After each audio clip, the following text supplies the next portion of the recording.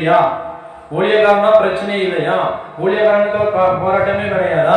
அவனுக்கு சஞ்சலமே இல்லையா? அவனுக்கு கவலை இல்லையா? அவனுக்கு துன்பமே இல்லையா? நீதிமானுக்கு உண்டு.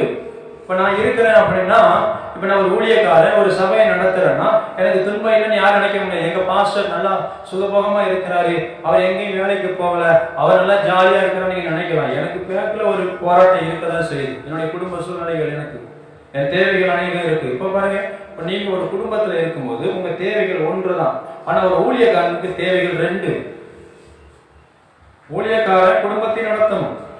ஊழியத்தில் உள்ள ஊழியக்காரன் பிள்ளைகளை படிக்க வைக்கணும், பிள்ளைகளுக்கு நல்லது கெட்டதை செய்யணும், குடும்பத்துக்கு வேண்டியதை, மனைவிக்கு வேண்டியதை செய்யணும், தனக்கு வேண்டியதை செஞ்சுக்கணும், கூட பிறந்தவங்களுக்கு செஞ்சுக்கணும். ஒரு ஊழியக்காரனுக்கு ஒரு கடமை.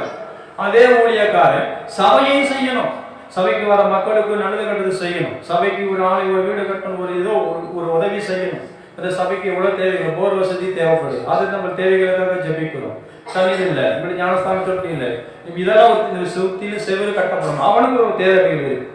அப்ப எனக்கு நிறைய துன்பம் இருக்கு.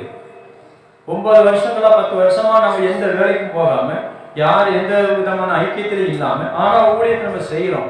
காரணம் என்னன்னா, அவர் நம்மளோட கூட இருப்பதுனால.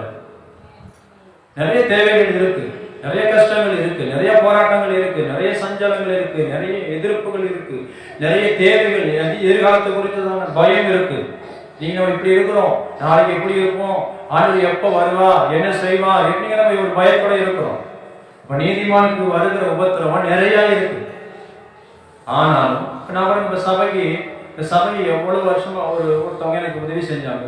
ஒரு இந்த அலாரம் வைக்கிறதுக்கு வைப்பாங்கன்னு சொல்லி ஒரு 9,000 பணம் கொடுத்தாங்க, அதை வாங்கி வச்சுட்டோம். ஆனா ஒரு ஆரம் வாங்கி வைக்கிறதுக்கு 5,000 தேவைப்படுது, கிடைக்க மாட்டேங்குது. அதுக்கு நான் போராடுறேன். ஒரு 5,000 எங்கேயாவது கிடைச்சிச்சுன்னா ஒரு ஆரணை வாங்கி வச்சு ஒரு டயத்தை சொல்ல வச்சிடலாம் அப்படின்னு சொல்றேன், அதுக்கு கிடைக்க மாட்டேங்குது.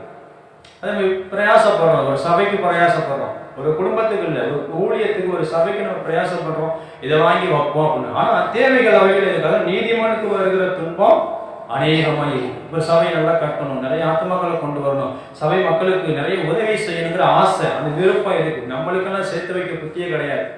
நீங்க எந்த அக்கௌண்ட்ல எந்த இடத்த நீங்க பண்ணா 1000 ரூபாய் தானியே கிடைக்காது. என் மனைவிக்கு மட்டும் இப்போ 1000 ரூபாய் கிடைக்குதோ 2000 இலவச காசு, மற்ற எந்த சேமிப்பு காசும் கிடையாது.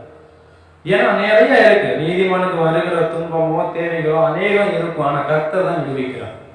மனிதனை சார்ந்து வாழாம, உலகத்தை சார்ந்து வாழாம, தாம் மாம்ச களத்தை சார்ந்து வாழாம, தேவ பலத்தை சார்ந்து வாழணும். ஆமென், அல்லேலூயா.